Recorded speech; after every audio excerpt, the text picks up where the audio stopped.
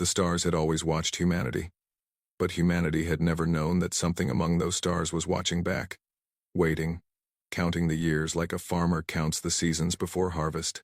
Admiral Veltorak stood on the command bridge of the Eternal Dominion, the largest warship the Zythrani Collective had ever built. His four eyes gazed through the observation window at the small blue planet growing larger in the distance. Earth, the seeding world, the place where his ancestors had planted human life 6,000 years ago. He remembered the old records. The ancient videos showed primitive creatures with soft skin and weak bodies. They lived in caves. They feared fire. They worshipped the Zythrani ships as gods when they descended from the sky. The humans had screamed and run when the collectors took samples for testing. They had been perfect. Weak. Afraid. Delicious. "Admiral," said his second-in-command, a younger Zythrani named Kethra. "We are approaching sensor range of the third planet." Veltorak made a sound of satisfaction. The journey had taken 300 years in fold space, but time meant nothing to the collective. They were patient. They had seeded thousands of worlds across the galaxy. They planted primitive species, let them grow and multiply for a few thousand years, and then returned to harvest them. It was efficient. It was clean. It was the way things had always been done. "Begin long-range scans," Veltorak ordered. "I want to see how many of our livestock are ready for collection." The scanning officer, an old Zythrani with faded scales, activated the sensors. The bridge fell silent as data began flowing across the screens. Then the scanning officer made a strange sound. It was not a sound Veltorak had ever heard before. It was the sound of confusion mixed with fear. "Admiral," the officer said, his voice shaking. "There is an error in the sensors." "There must be an error." Veltorak walked toward the scanning station. "What kind of error?" "The readings show." The officer stopped. He checked the data again.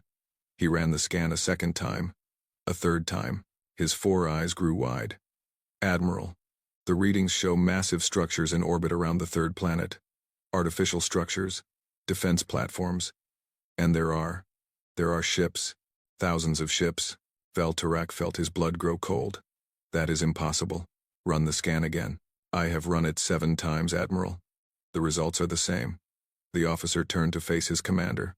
"There are also energy signatures consistent with fold space technology. The humans have faster than light travel." The bridge fell into complete silence. Every officer stopped what they were doing. Every eye turned toward the Admiral. In 50,000 years of collective history, this had never happened. A seeded species had never developed technology. They were chosen specifically because they could not. They were weak. They were primitive. They were food. "Show me," Veltorak commanded. The main screen flickered to life. It showed Earth, but not the Earth from the ancient records. This Earth was surrounded by a ring of metal and light. Massive stations floated in orbit, bristling with weapons that the computer could not identify. Ships moved between the stations, sleek, fast, dangerous-looking vessels that bore no resemblance to the collective's own designs. And beyond Earth, the scans showed something even more disturbing. Colony signatures, human life signs on other worlds. Dozens of worlds. Hundreds of worlds. "How many?" Veltorak asked, his voice barely a whisper. "Over 200 confirmed colonies, Admiral, spread across multiple star systems. Total human population estimated at..." The officer paused. 47 billion. Veltorak gripped the railing in front of him. His claws dug into the metal. This was wrong. This was all wrong. The humans should be living in mud huts. They should be fighting each other with sticks and stones. They should be easy prey. "There must be an explanation," said Kethra. "Perhaps another species interfered. Perhaps someone else developed them." "No," Veltorak said. He was looking at the ship designs on the screen. They were unmistakably human. The proportions were designed for human bodies. The writing on the hulls used human symbols. They did this themselves. Somehow, they did this themselves. He straightened his posture. He was an admiral of the Zythrani Collective. He had conquered 12 species. He had harvested billions of creatures across 100 worlds. He would not be frightened by livestock, no matter how advanced they had become.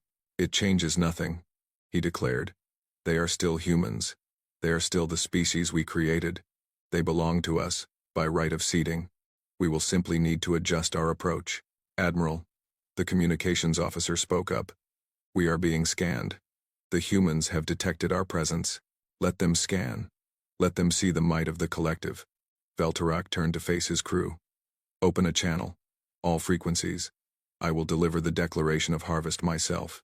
The communications officer worked quickly. Within moments, a light indicated that the channel was open. Veltorak stepped forward, composing himself. He had delivered this speech many times to many species. It was tradition. It was ceremony. It was a reminder to the prey that they had no hope. Attention, creatures of Earth, he began, his voice deep and commanding.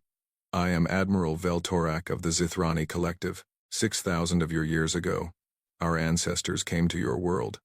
They planted the seeds of your species. They gave you life. They made you what you are. Now, the time of harvest has come. You exist because we allowed you to exist. You grew because we designed you to grow. And now, you will serve the purpose for which you were created. This is not a request. This is not a negotiation. This is simply the natural order of things. You have one planetary rotation to surrender your world and prepare for collection. Resistance is not advised.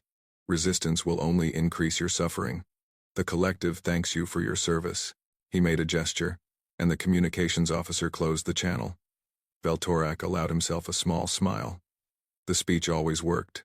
Every species responded the same way, with panic, with terror, with desperate pleas for mercy. Some tried to fight, of course. They always failed. The collective was too powerful. The collective was eternal. Admiral, the communications officer said, we are receiving a response. Already? Veltorak was surprised. Most species took hours to organize a reply. Show me. The main screen changed. A human face appeared. It belonged to a female with dark skin and gray hair. She wore a uniform of some kind, covered in symbols and decorations. Her eyes were calm. Her expression was bored. This is Secretary General Amaro Okonkwo of the United Terran Council, the human said. We have received your transmission. We have discussed it among ourselves. Our response is as follows. Veltorak leaned forward, expecting tears, expecting begging, expecting the sweet fear that always came before the harvest. We've been waiting for you, the human said.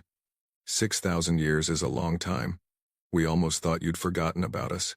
But we never forgot about you. We never forgot what you did to our ancestors. We never forgot the fear you left in our blood. She paused.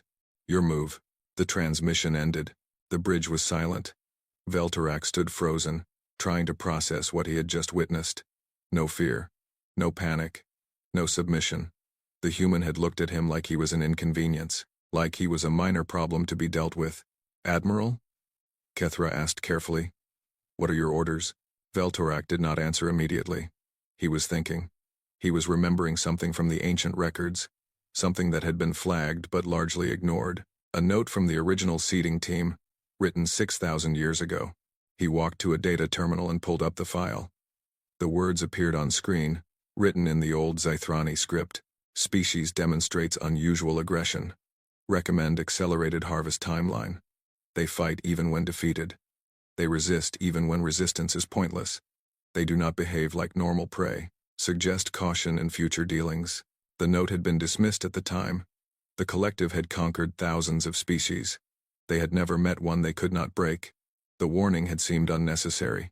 Now, looking at the human defense platforms and the human warships and the 200 human colonies spread across the stars, Veltorak wondered if his ancestors had made a terrible mistake. Admiral? Kethra asked again. Veltorak closed the file. He pushed the doubt from his mind. It did not matter how advanced the humans had become. It did not matter how unafraid they seemed. The collective had 4,000 warships in this fleet alone. They had weapons that could crack planets in half. They had 50,000 years of military experience. The humans had 6,000 years. It was nothing. They were still prey. They would always be prey. Launch the fighter squadrons, Veltorak ordered. Begin attack formation. We will show these creatures what happens to livestock that forgets its place. As his officers rushed to obey, Veltorak looked once more at the blue planet on the screen. Something about the human's calm expression bothered him. Something about the way she had said your move felt wrong. It was almost as if she knew something he did not. Far below, on the surface of Earth, Secretary General Amara Okonkwo turned away from the communication console. Around her stood the 12 members of the United Terran Council, the leaders of humanity's greatest nations and colonies. They had all watched the Zithrani transmission. They had all seen the alien admiral's arrogant face. "Well," said the representative from the Mars Collective, "that was dramatic. They certainly think highly of themselves," said the ambassador from the outer colonies. Amara walked to a large window that overlooked the city of New Geneva. Millions of people lived their lives below, going about their business, unaware that an alien invasion fleet had just arrived in their solar system. They would be informed soon enough. But Amara knew there would be no panic. Humanity had been preparing for this day for a very long time. "Begin protocol homecoming," she ordered. "Activate all orbital defense platforms. Move the 1st through 5th fleets to intercept positions. And someone contact Admiral Chen. Tell him his moment has finally arrived." "Madam Secretary," said the representative from the African Union, "should we attempt negotiation first? Perhaps we can avoid unnecessary bloodshed." Amara turned to face him. Her eyes were hard. "There will be no negotiation. There will be no diplomacy. For 6,000 years, we have lived with the memory of what they did to us. Every culture on Earth has stories of people taken from their homes, of lights in the sky, of monsters that came in the night. We built religions around our fear of them. We passed that fear down through generations. And when we finally reached the stars and found the ruins of the species they harvested before us." She paused. "No. There will be no negotiation.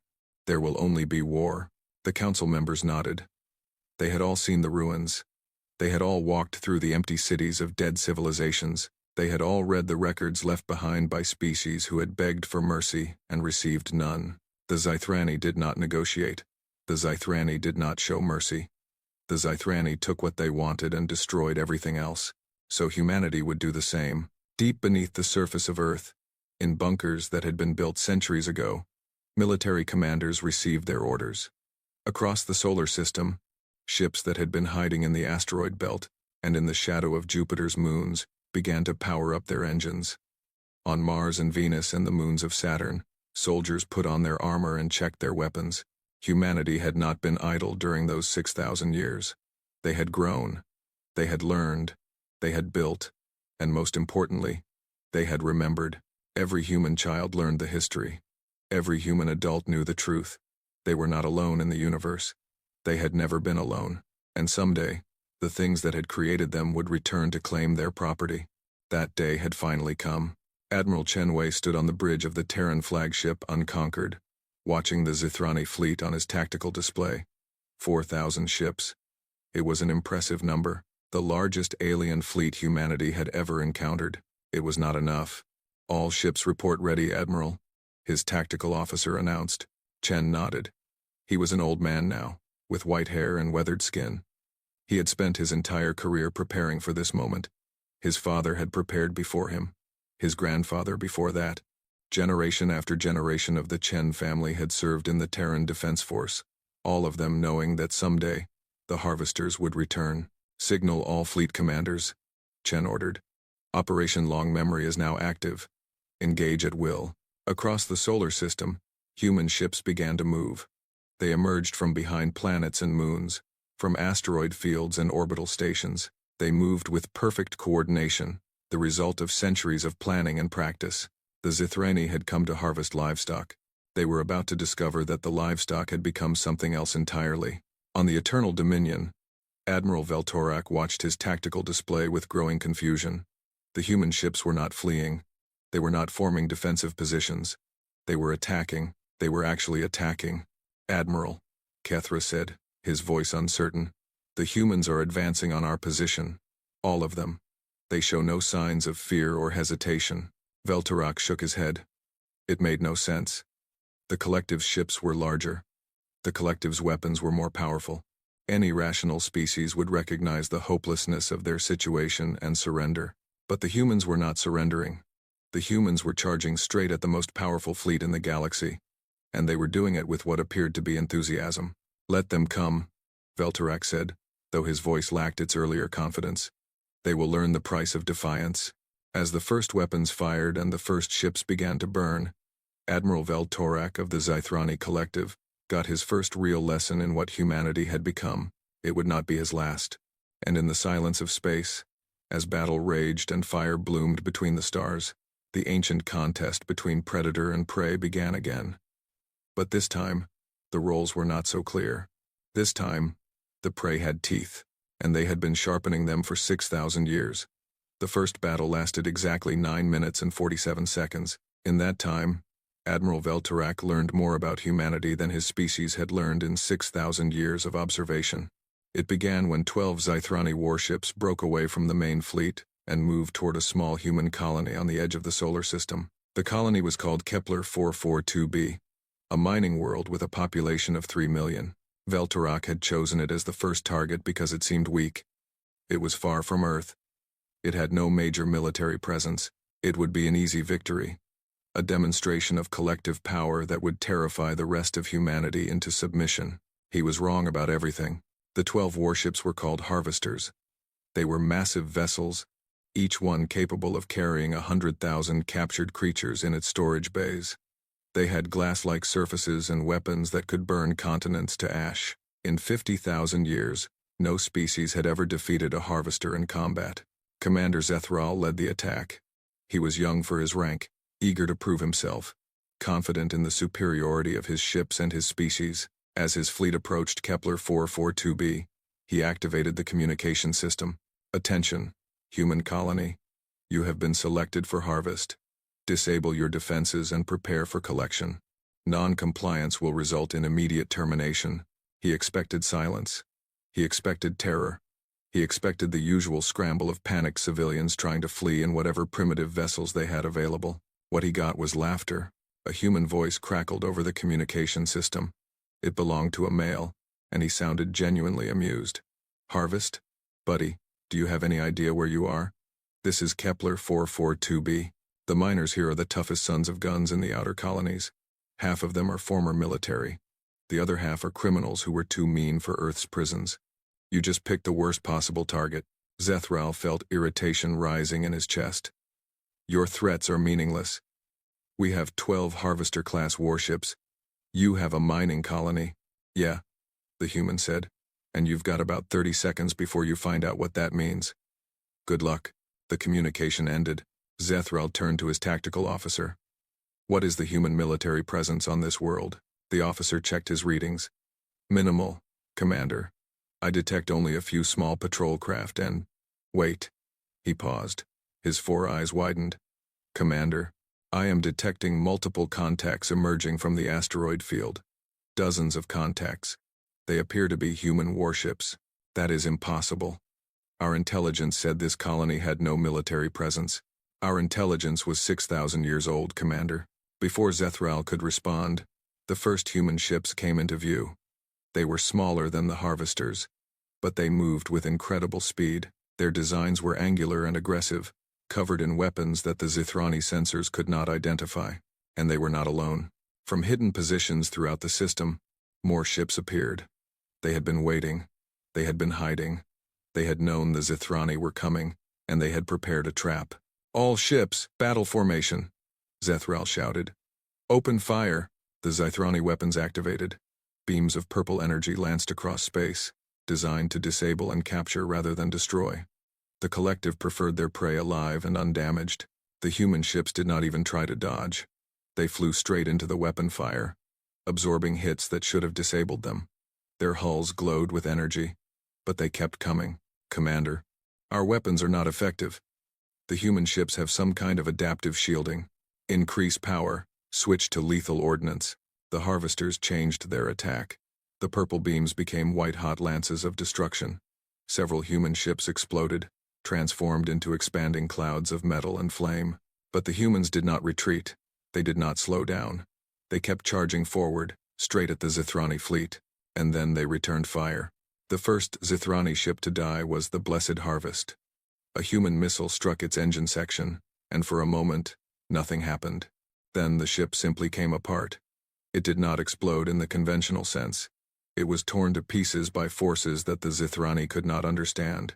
What kind of weapon was that? Zethral demanded. Unknown, Commander. Our systems cannot analyze it. The energy signature does not match anything in our database. A second harvester died. Then a third. The human ships were everywhere now, moving too fast to track, striking from angles that should have been impossible. They fought like predators, not prey. They fought like they enjoyed it. Zethral watched in horror as a human vessel smaller than any of his fighters flew directly at his command ship. It was damaged. Its engines were failing. Smoke poured from holes in its hull. Any rational pilot would have ejected or retreated. The human pilot did neither. He accelerated. "He is going to ram us," the tactical officer shouted. "Destroy that ship. Now." Every weapon on the command ship opened fire. The human vessel was torn apart by the barrage, pieces of it scattering across space. For a moment, Zethral felt relief. Then he saw the pilot. The human had ejected at the last second. He was floating in space, wearing some kind of armored suit, completely exposed to the vacuum and the weapons fire all around him. Any rational creature would have been paralyzed by fear. The human raised a weapon, some kind of handheld launcher, and fired it directly at the command ship's bridge. The explosion killed Zethral instantly. His last thought was a single word: impossible. Across the battlefield, the Zithrani fleet was dying. Of the 12 harvesters, only 3 remained operational. They turned to flee, their commanders finally understanding that this was not a harvest. This was a slaughter, but the humans did not let them go. The retreating ships were pursued by vessels that should not have been able to catch them. Human pilots pushed their engines beyond safe limits, burning out their drives in exchange for more speed. They crashed into Zithrani ships, detonating their own reactors to destroy their enemies. They were not fighting to win. They were fighting to annihilate. When the battle ended, 9 Zithrani harvesters were dead. Over 15,000 Zithrani soldiers had been killed. The remaining 3 ships limped away, carrying the survivors and a story that would shake the entire collective to its core. On the human side, the losses were significant. 47 ships destroyed, over 2,000 dead. But the miners of Kepler 442b were already celebrating. They had won. They had beaten the harvesters. And they had sent a message. Admiral Veltarak received the report on his command bridge. He read it 3 times, certain that there must be some mistake. 12 harvesters against a mining colony, and only 3 survived. It was impossible. It was unthinkable. "How?" he asked, his voice barely a whisper. "How did this happen?" Kethra stood beside him, equally stunned. The humans fought with no regard for their own survival. Our tactical models assume that all species will retreat when losses reach a certain threshold. The humans did not retreat. They continued attacking until they were physically destroyed. That is not rational behavior. No, Admiral. It is not. But it is effective. Veltarak looked at the tactical display. The human fleet was still out there, circling the solar system like a pack of predators. They were not hiding. They were not defensive. They were hunting. For the first time in his long career, Veltarak felt something he had never felt before. It was cold. It was uncomfortable. It made his hearts beat faster and his scales tighten against his skin. He was afraid. "Contact the collective high command," he ordered. "Tell them we need reinforcements. Tell them the humans are not what we expected. Tell them." He paused, searching for the right words. "Tell them the livestock has learned to bite." On Earth, Secretary General Amara Okonkwo received the battle report with grim satisfaction. The victory at Kepler 442b had cost lives that could never be replaced. But it had also proven something important. The Zithrani could be beaten. "The enemy fleet is regrouping," reported Admiral Chen via holographic link. "They have pulled back to the outer system. Our scouts indicate they are requesting reinforcements from outside the solar system." "Let them call for help," Amara said. "Every ship they bring is another ship we can destroy."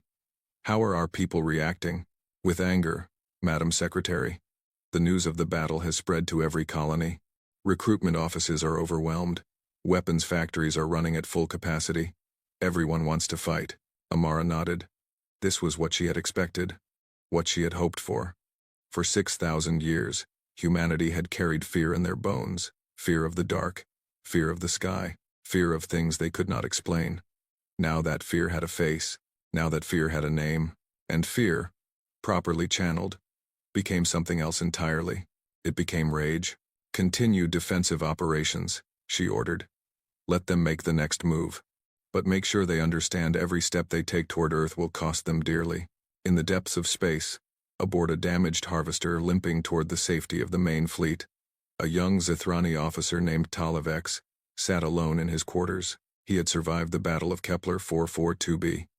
He had watched his commander die. He had seen things that would haunt him for the rest of his life, but one image stayed with him more than any other. It was the face of a human pilot, visible for just a moment through the cockpit window of an attacking vessel. The human's ship was damaged beyond repair. His death was certain. Any rational creature would have been terrified, but the human was smiling, not a smile of madness or desperation, a smile of pure, genuine joy. He was happy. He was enjoying himself. He was about to die, and he was having the time of his life. Talvex did not understand. He could not understand. The Zithrani had conquered thousands of species across 50,000 years. They had seen every possible response to their harvest: terror, submission, desperate resistance, hopeless bargaining. Every species reacted the same way in the end. They broke. They gave up. They accepted their fate. Humans did not break. Humans did not give up. Humans flew their damaged ships into the heart of enemy fleets while laughing. Talvex pulled up the ancient records about Earth. He read everything his people had recorded about humanity.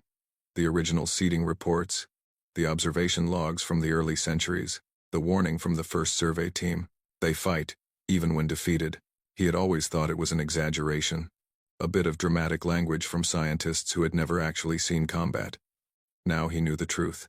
It was an understatement. Across the solar system, the first phase of the war was ending.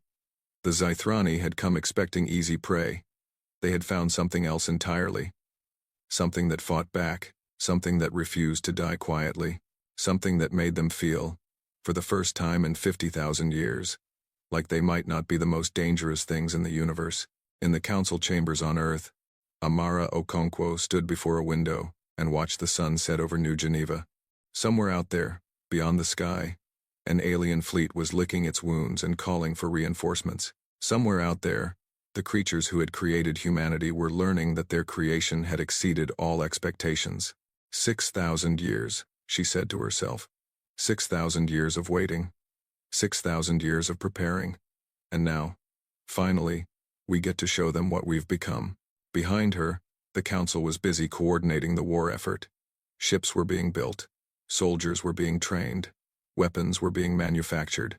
The entire human species was mobilizing for a conflict they had been expecting since before recorded history. The Zithrani thought they were coming to collect livestock. They were wrong. The livestock had become something new, something dangerous, something that would not stop fighting until every last harvester was destroyed. And somewhere in the genetic memory of every human being, passed down through 6,000 years of fear and survival, a voice whispered the same message it had whispered since the beginning: never again. The Zithrani had declared war on humanity.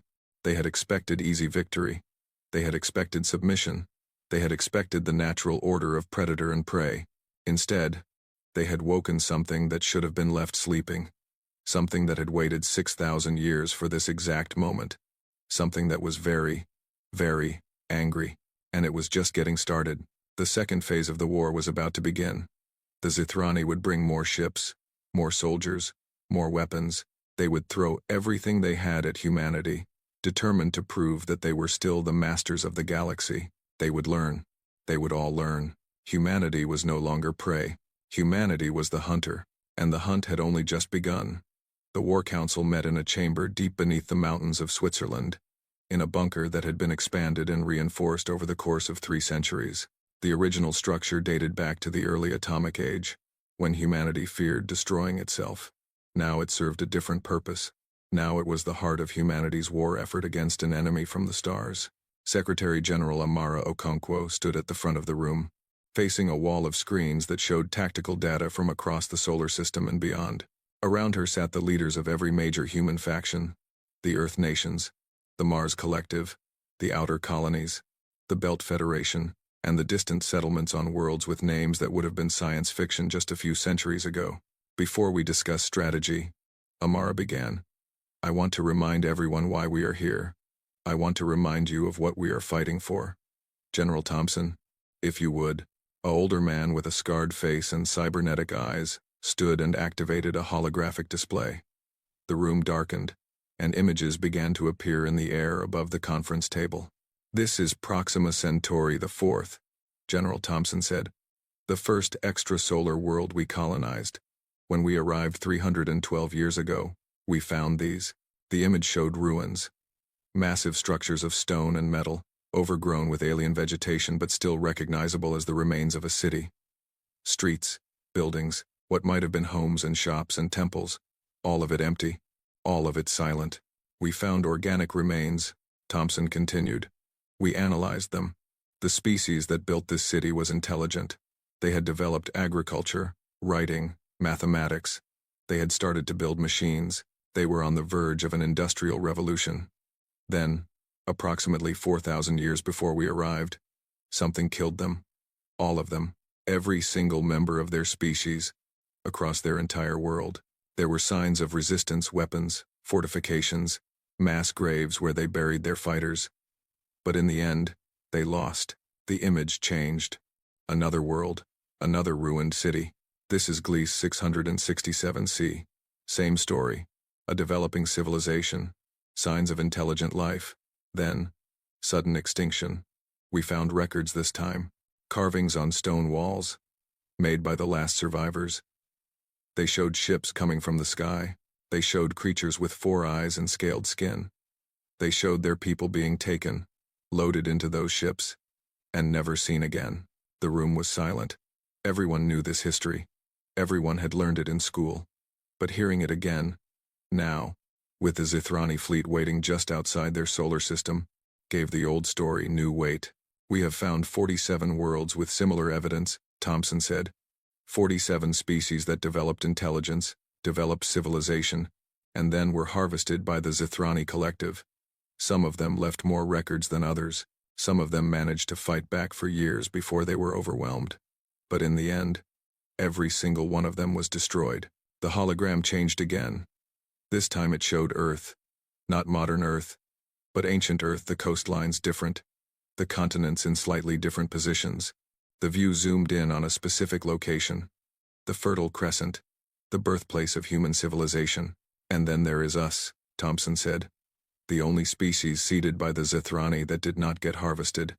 The only species that survived long enough to reach the stars. The question that our ancestors asked. The question that drove every military decision we have made for the past 300 years. Was simple. Why? Why did they leave us alone? Why did they give us time to develop?" "Because they were patient," said a voice from the table. It belonged to Dr. Elena Vasquez, the head of the Xenological Institute, the organization dedicated to studying alien species and their technologies. She was old, older than anyone in the room, her life extended by medical technology that had been developed specifically to keep her expertise available as long as possible. "The Zithrani are not like us," Dr. Vasquez continued. "They do not think in years or decades. They think in millennia. To them, 6,000 years is not a long time. It is a growing season. They seeded us, like they seeded dozens of other species before us. And they went away to harvest other worlds. They expected to return and find us exactly as they left us, primitive, afraid, helpless. They did not expect us to develop. They did not expect us to remember. And yet we did remember," Amara said. "Every culture on Earth has stories of beings from the sky. The gods of ancient Sumeria, the devas of India, the angels and demons of the Abrahamic religions, the feathered serpents of Mesoamerica. All of them describe the same thing. Powerful beings who came from above, who took humans away, who could not be resisted. Our ancestors did not know what they were seeing. They thought they were witnessing divine power. But they remembered. They wrote it down. They passed the stories from generation to generation." She walked to the holographic display and touched a control. The image changed to show a cave painting, ancient, faded, but still recognizable. It depicted a creature with 4 eyes standing beside a disc-shaped object. Human figures cowered beneath it. "This painting is 12,000 years old," Amara said. "It was found in a cave in southern France. The Zithrani visited Earth multiple times before they left us to grow. They took samples. They tested us. They decided we were suitable for their purposes.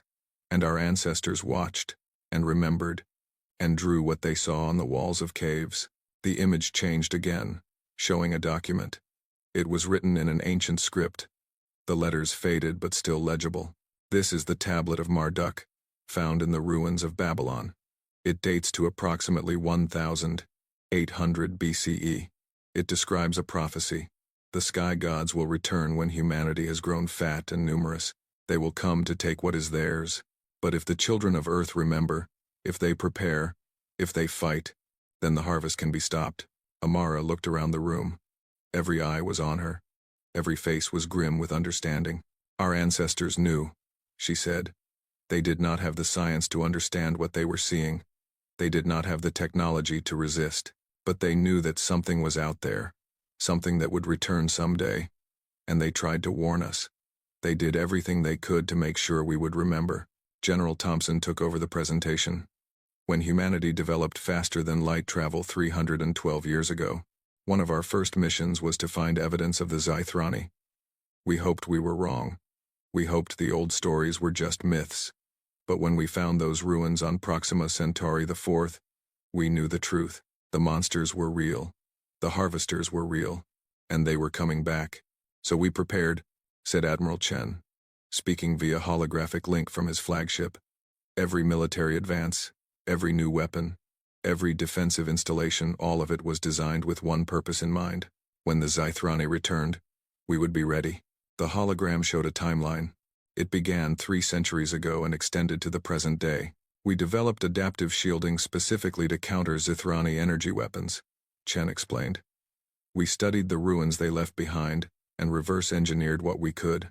We built orbital defense platforms based on designs we found on a dead world in the Tau Ceti system. We created new forms of propulsion, new types of armor, new weapons that could pierce Zythrani hulls. And we kept it secret, Amara added. The public knew we had enemies among the stars. They knew the general threat. But the specifics, the scale of our preparations, the extent of our knowledge that was classified, we could not risk the information getting out. We could not risk the Zythrani learning how ready we were. Dr. Vasquez spoke again. There is another factor that works in our favor. The Zythrani are old. Their civilization has existed for 50,000 years. In all that time, they have never faced a serious challenge. They are complacent. They are arrogant. They assume that no prey species could ever threaten them, because no prey species ever has. Until now, said the representative from the Mars Collective. Until now, Amara agreed. The battle at Kepler 442b proved that we can defeat them. But we must be careful. The fleet that attacked us was a harvesting expedition, not a full military force. When the Zythrani realize what they are facing, they will send more ships, bigger ships, better commanders. This war is just beginning. The hologram changed one final time. It showed a map of the galaxy, with human space marked in blue, and estimated Zythrani territory marked in red. The red area was enormous, thousands of star systems, uncountable worlds. The Zythrani collective spans a significant portion of the galaxy, General Thompson said. They have more ships than we can count, more soldiers than we can imagine.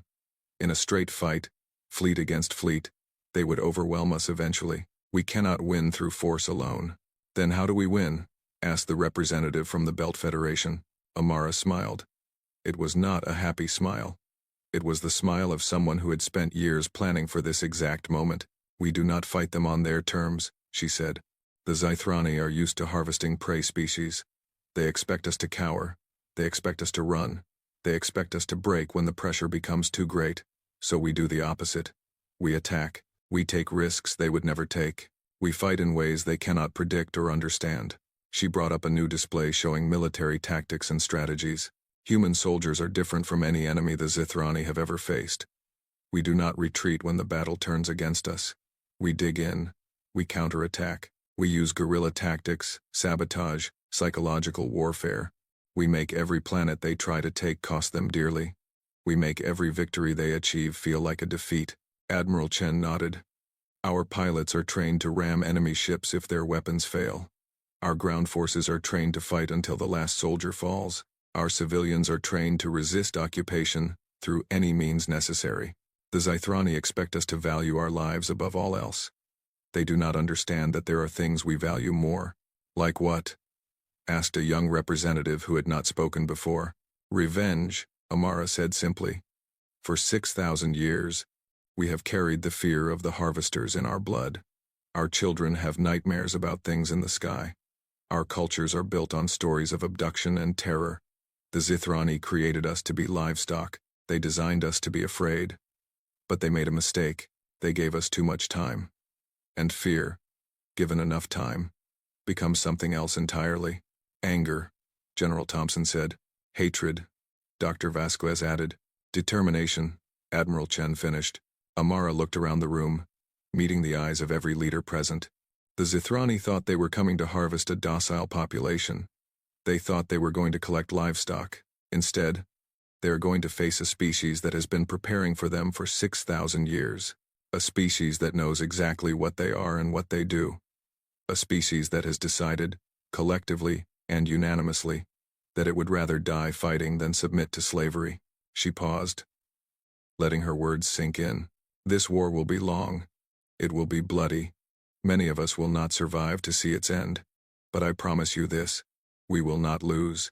We cannot lose. Because losing means extinction not just for us, but for every species the Zithrani would harvest after us. We are fighting for more than ourselves. We are fighting for every intelligent race that might develop in this galaxy for the next 1,000,000 years.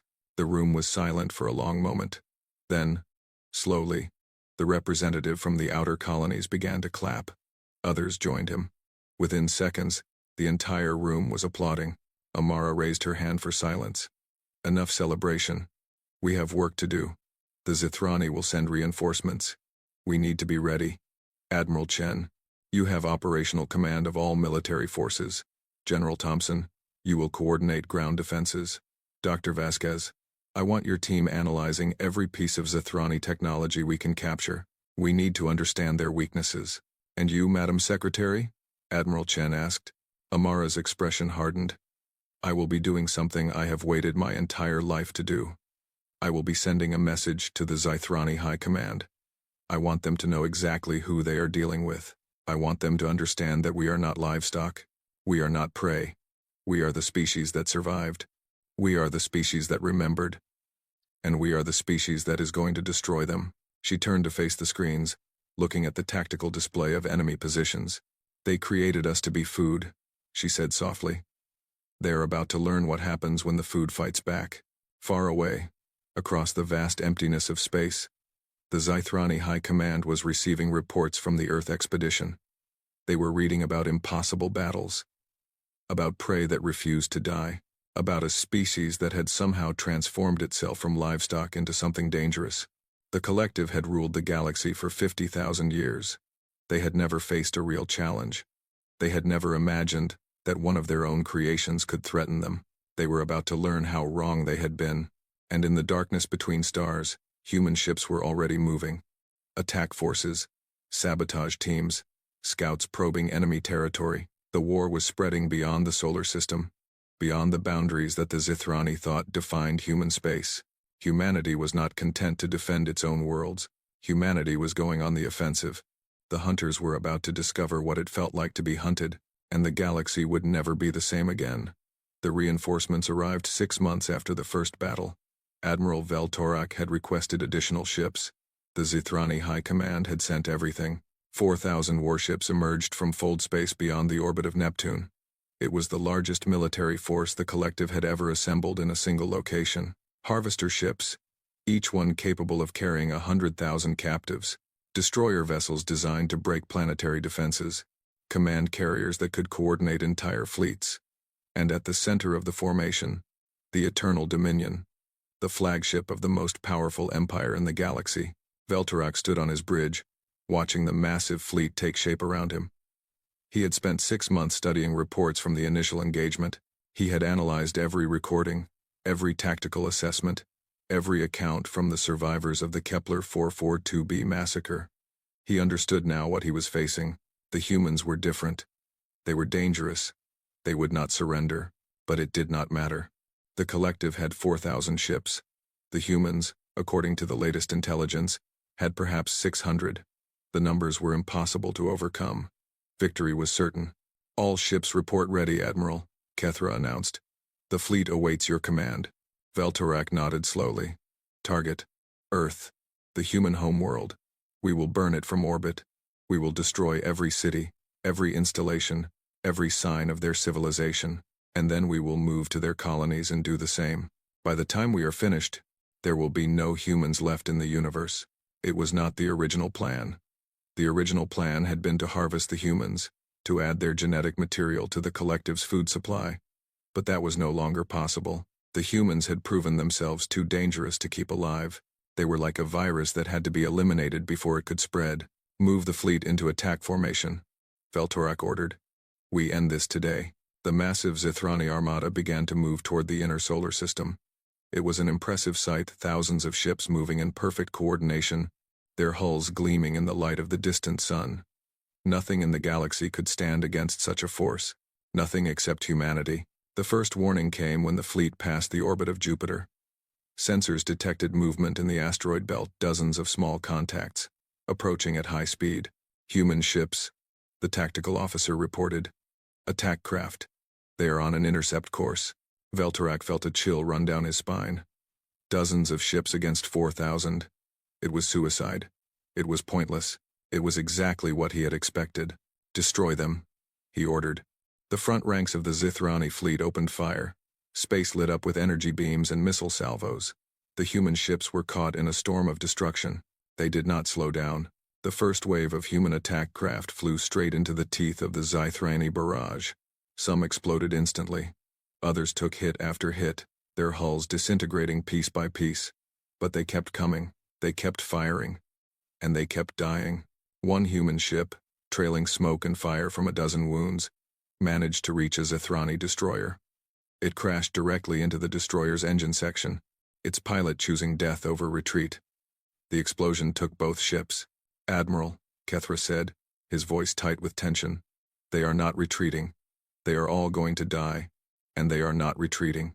I know, Veltorak replied. He had seen this before. At Kepler 442b. The humans did not fight like rational creatures. They fought like they had nothing to lose. They fought like they were already dead and simply had not accepted it yet. The first wave was destroyed within minutes. But before the Zithrani could celebrate, a second wave appeared. And then a third. And then a fourth. The humans were throwing everything they had at the invasion fleet. Small attack craft, larger frigates, mining ships converted into weapons platforms. None of them could survive against the Zithrani armada. All of them came anyway, and each wave took a toll. A destroyer crippled by a kamikaze strike. A carrier damaged by a missile that should not have been able to penetrate its shields. A harvester ship torn apart when a human pilot detonated his own reactor at point-blank range. By the time the Zithrani fleet reached the orbit of Mars, they had lost 200 ships. It was a tiny fraction of their total force. It was also more ships than the collective had lost in the past 1,000 years of operations combined. Mars was a fortress. The red planet had been transformed over centuries of terraforming and construction into a military stronghold. Orbital platforms bristled with weapons. Ground installations could fire into space, and somewhere in the dusty tunnels beneath the surface, millions of humans waited. Burn it, Veltorak ordered. Burn the entire planet. The Zithrani fleet opened fire. Energy beams struck the orbital platforms, destroying them one by one. Missiles rained down on the surface, creating craters visible from space. For hours, the bombardment continued, but the defenders did not stop fighting. From hidden bunkers, human weapons returned fire. Ship after ship in the Zithrani fleet was damaged or destroyed. The orbital platforms, even as they died, continued shooting until their reactors exploded. Ground forces emerged from underground shelters to fire surface to space missiles before being killed by the bombardment. And when the Zithrani finally landed troops to secure the planet, the real horror began. The humans on Mars did not surrender. They ambushed Zithrani patrols in the red dust. They set traps in abandoned buildings. They collapsed tunnels on top of enemy soldiers. They fought with weapons, with explosives, with their bare hands. Commander, a ground forces officer reported, his voice shaking. We have taken the primary city, but the resistance continues. They are fighting from every building, every street, every room. We are taking casualties in the thousands. Veltorak listened to the report in silence. This was not how war was supposed to work. When you bombarded a planet from orbit, the survivors were supposed to surrender. When you landed overwhelming forces, the defenders were supposed to give up. That was the rational response. That was what every other species in the galaxy had done. The humans were not rational. Pull back the ground forces, Veltorak finally ordered. We will reduce the planet to rubble from space. There will be nothing left for them to defend. The bombardment of Mars continued for 3 days. By the end, the surface was scarred with craters. The cities were gone. The orbital platforms were debris. According to all tactical models, no living thing should have survived. But when the Zithrani sent drones to confirm the destruction, they found humans still fighting.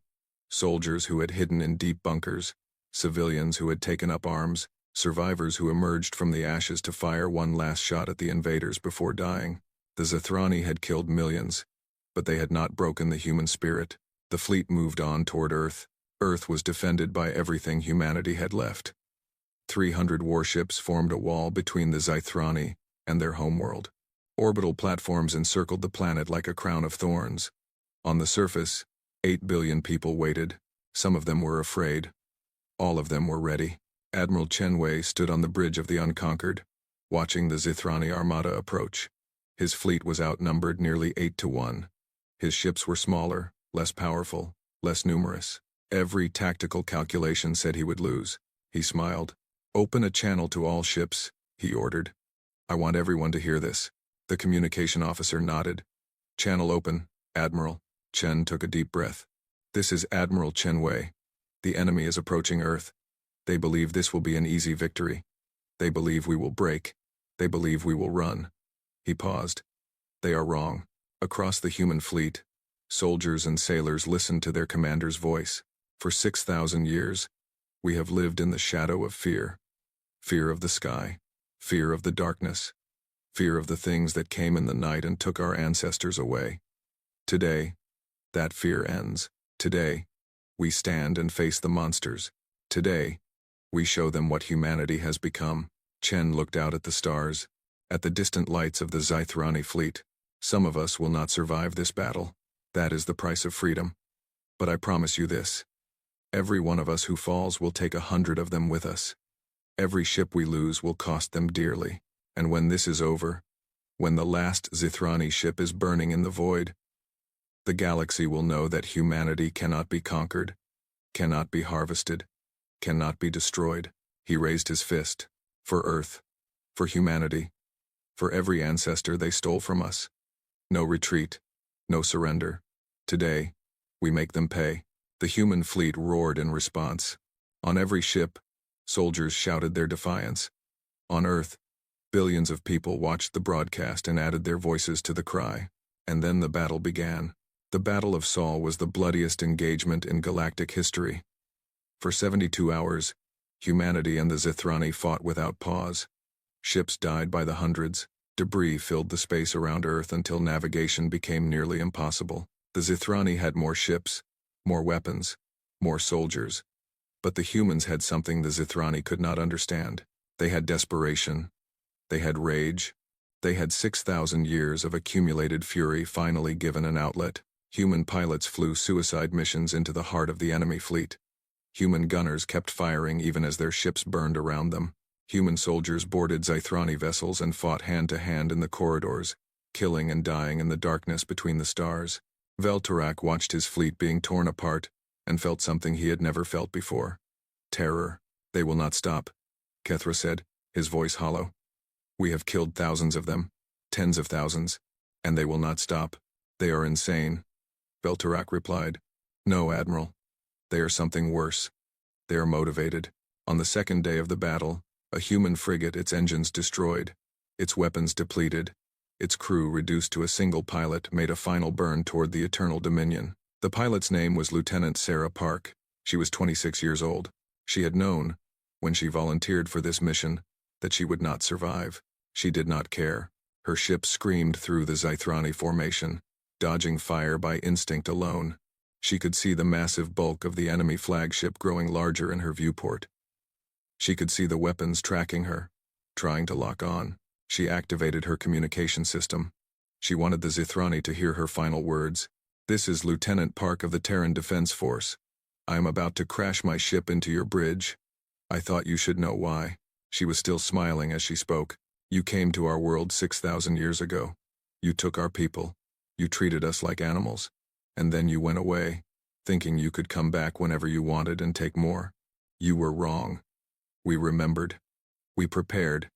And now we are going to destroy you." Her ship was seconds from impact. The Zithrani gunners fired everything they had. They hit her vessel. They tore pieces off it. They set it on fire. It kept coming. "Tell your masters," Lieutenant Park said. "Tell everyone in your pathetic collective. Humanity sends its regards." Her ship struck the Eternal Dominion's bridge at full speed. The explosion killed Admiral Veltarak. It killed Kethra. It killed everyone on the command deck. And it sent a message to every Zithrani in the system. The humans would not stop. The humans would never stop. The humans would die. Every last one of them if necessary. But they would not surrender.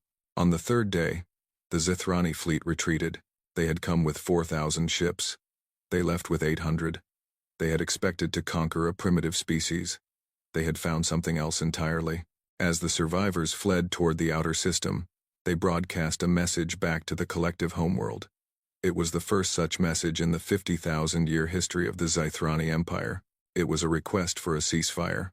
And on Earth, bruised and battered and bleeding but still standing, humanity celebrated. They had won. Against impossible odds, against an enemy that had never been defeated, they had won.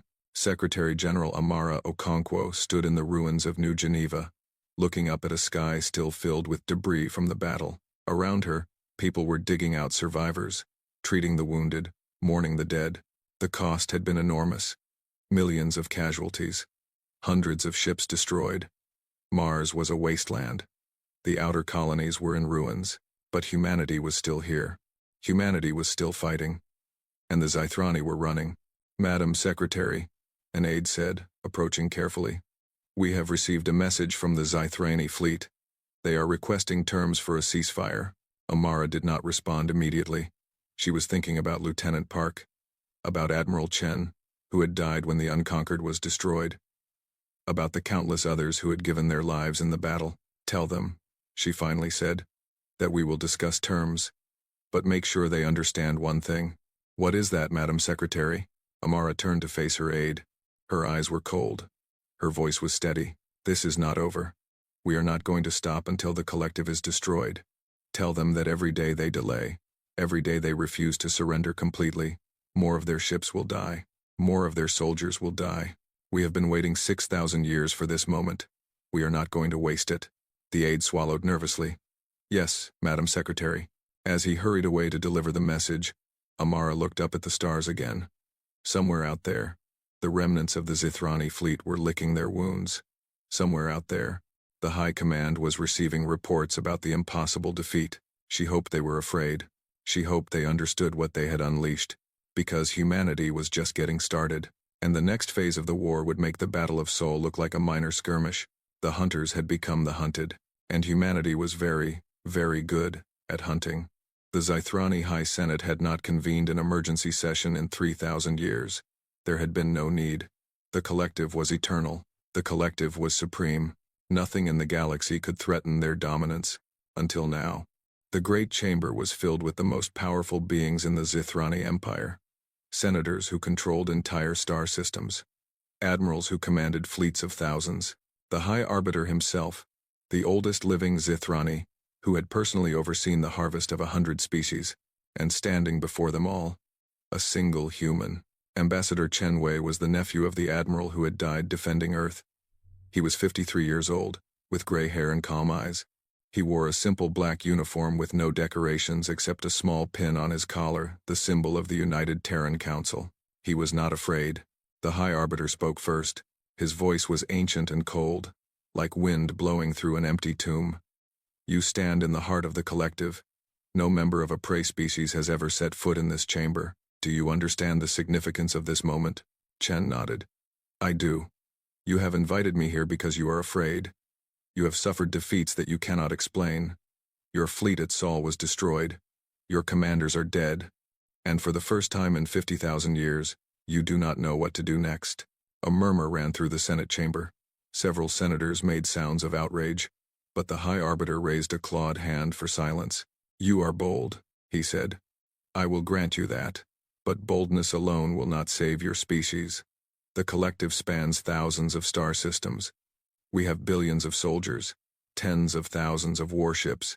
What you faced at Sol was a harvesting expedition, not a true military force. If we commit our full strength against your people, you will be annihilated." Chen smiled. It was a thin, dangerous smile. "Then why haven't you?" The chamber fell silent. "It has been 6 months since the Battle of Sol," Chen continued. 6 months since your fleet retreated. In that time, we have fortified our colonies. We have built new ships. We have expanded our military, and we have begun operations in collective space." He touched a control on his wrist, and a holographic display appeared in the center of the chamber. It showed a map of the galaxy, with Zythrani territory marked in red. 3 weeks ago, a Terran strike force destroyed a collective supply depot in the Vega system. 2 weeks ago, we attacked a shipyard in the Altair sector.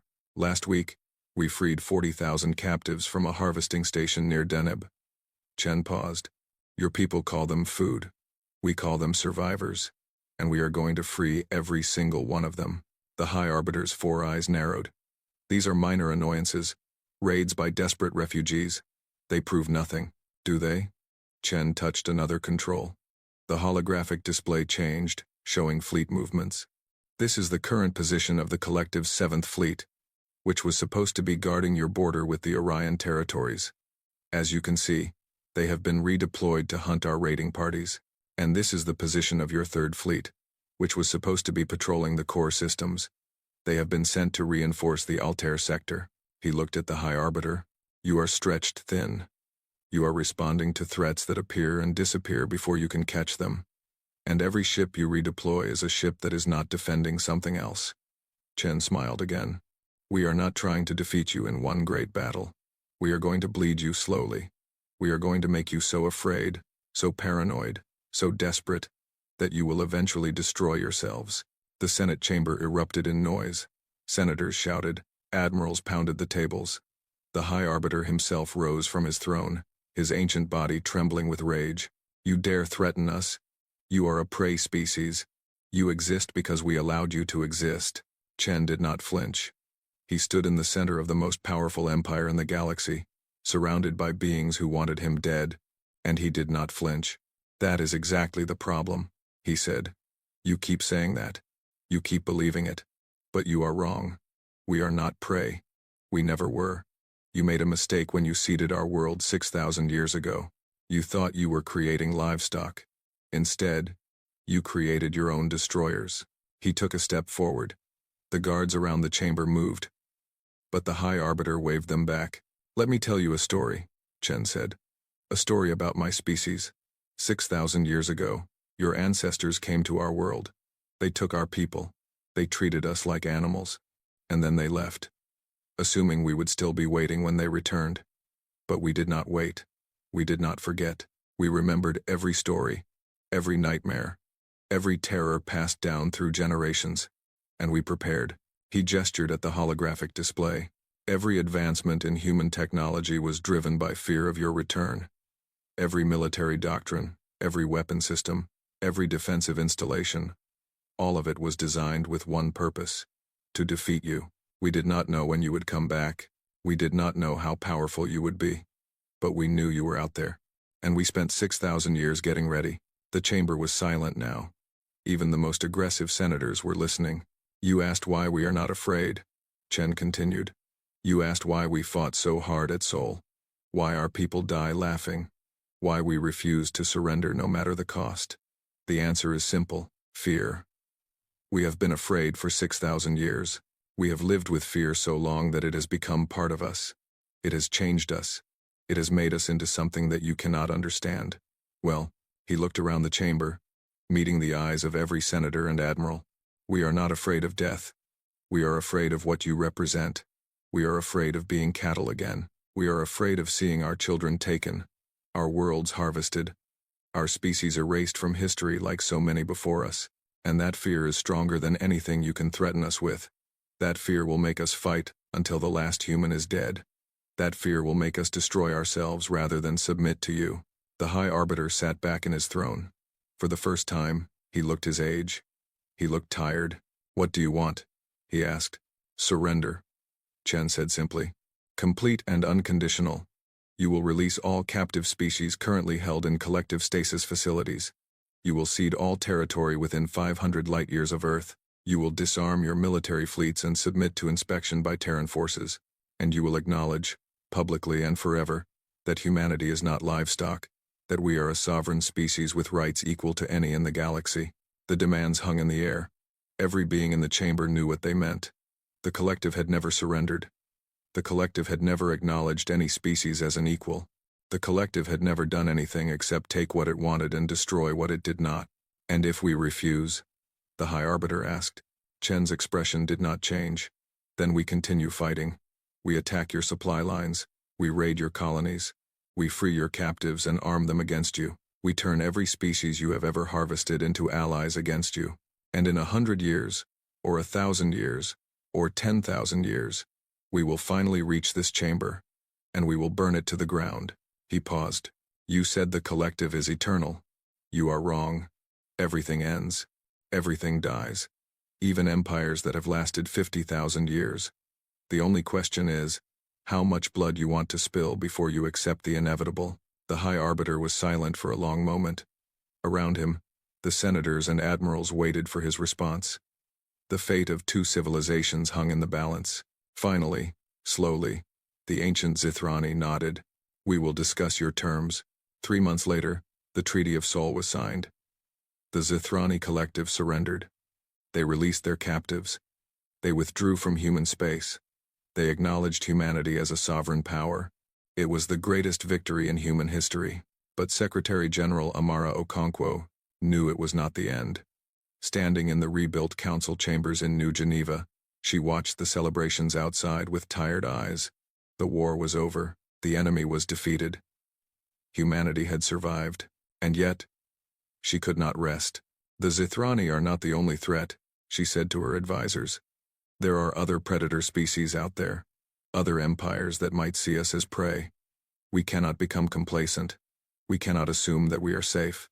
Admiral Marcus Webb, who had replaced Chen Wei as head of the Terran fleet, nodded in agreement. "We have already begun analyzing the Zithrani databases we captured. There are references to at least 3 other major powers in the galaxy. 2 of them have had conflicts with the collective in the past. The third is unknown." "Then we prepare," Amara said. "We learn everything we can about these powers. We build more ships. We develop new weapons. We make alliances with the species we freed from the collective. And we make sure that no one, ever again, thinks of humanity as livestock." She turned to face the window. Outside, millions of people celebrated their victory. They cheered. They wept. They embraced each other in the streets. They did not know that their leaders were already planning for the next war. They did not know that the galaxy was vast and full of dangers. They did not know that humanity's struggle for survival was just beginning. But Amara knew. She had always known. In the archives beneath the council chambers, a new file was created. It was classified at the highest level, accessible only to a handful of people. It contained everything humanity knew about the other major powers in the galaxy, their territories, their capabilities, their potential as threats or allies. The file was labeled simply, "Future Concerns," and at the bottom of the first page, someone had written a note. "Humanity will never again be caught unprepared. We will never again be prey. We will watch. We will learn. We will prepare. And if anything in this galaxy ever threatens us again, we will be ready." It was signed by every member of the Terran Council. In the weeks that followed, the galaxy began to change. Other species long harvested, long enslaved, long forgotten learned what humanity had done. They heard about the tiny prey species that had defeated the mighty collective. They heard about the battles, the sacrifices, the refusal to surrender, and they began to hope. Ambassadors from a dozen worlds arrived at Earth, seeking alliances. Species that had been enemies of the collective for millennia reached out to humanity, offering technology, resources, and friendship. The galaxy was reshaping itself around a new power, a power that had done the impossible. Humanity had been created as livestock. Humanity had been designed to be food, and humanity had risen up and destroyed its creators. The message was clear. If humanity could do it, anyone could. The age of the collective was over. The age of humanity had begun. In a small park in New Geneva, a young girl sat on a bench, looking up at the stars. She was 6 years old, born during the war, too young to remember the terror and the violence. She only knew that the sky was safe now. She only knew that the monsters had been defeated. Her grandmother sat beside her, an old woman with gray hair and weathered hands. She had lived through the war. She had lost friends, family, loved ones. She had watched the Battle of Seoul from a shelter beneath the city, listening to the explosions above and wondering if each one would be the last. "Grandma," the girl said, "why did they attack us?" The old woman was quiet for a moment. Then she put her arm around her granddaughter and pulled her close. "Because they thought we were weak," she said. "They thought we were afraid. They thought they could take whatever they wanted from us. Were they wrong?" The old woman smiled. It was a sad smile, but also a proud one. "They were wrong about everything. We are not weak. We are not afraid. And we do not give up. Ever." She pointed at the stars. "See those lights up there? Some of them are our ships. Some of them are new colonies. Some of them are places we have never been but will explore someday. We almost lost all of that. But we fought for it. We died for it. And we kept it." The girl looked at the stars with wonder in her eyes. "Will the bad aliens ever come back?" "Maybe," the old woman admitted. "There are many things in the universe, and not all of them are friendly. But if they do come back, we will be ready. We will always be ready. That is what it means to be human." The girl nodded, satisfied with this answer. She did not fully understand what her grandmother meant. She was too young to grasp the weight of history, the sacrifice of millions, the transformation of an entire species from prey to predator. But she would learn. In time, all human children would learn. They would learn the history of their people. They would learn about the Zithrani and the harvest and the 6,000 years of preparation. They would learn about the war and the heroes who fought it. And they would learn the most important lesson of all. Never again. Humanity would never again be caught unprepared. Humanity would never again be underestimated. Humanity would never again bow to any power in the galaxy, because humanity had learned what it was capable of, and the universe had learned to be afraid. In the deepest archives of the Terran Council, preserved for future generations, was a simple plaque. It listed no names, no dates, no specific achievements. It contained only a single sentence, voted on unanimously by the survivors of the war and engraved in metal that would last for 10,000 years. The sentence read, "They called us livestock. They forgot that livestock can stampede." Below it, someone had added a handwritten note, faded, but still legible. "And now the galaxy knows what happens when we do." The war was over. The threat was ended. Humanity had won its right to exist. But in the hearts of every human being, from the oldest veteran to the youngest child, a flame burned. A flame that had been lit 6,000 years ago, when their ancestors first looked up at the sky and felt fear. A flame that had grown with each generation, each memory, each whispered warning passed down through the ages. That flame was no longer fear. That flame was pride. Humanity had faced the worst the galaxy could offer, and humanity had triumphed. Now, as they rebuilt their worlds and expanded their borders and reached out to the stars, they carried that flame with them.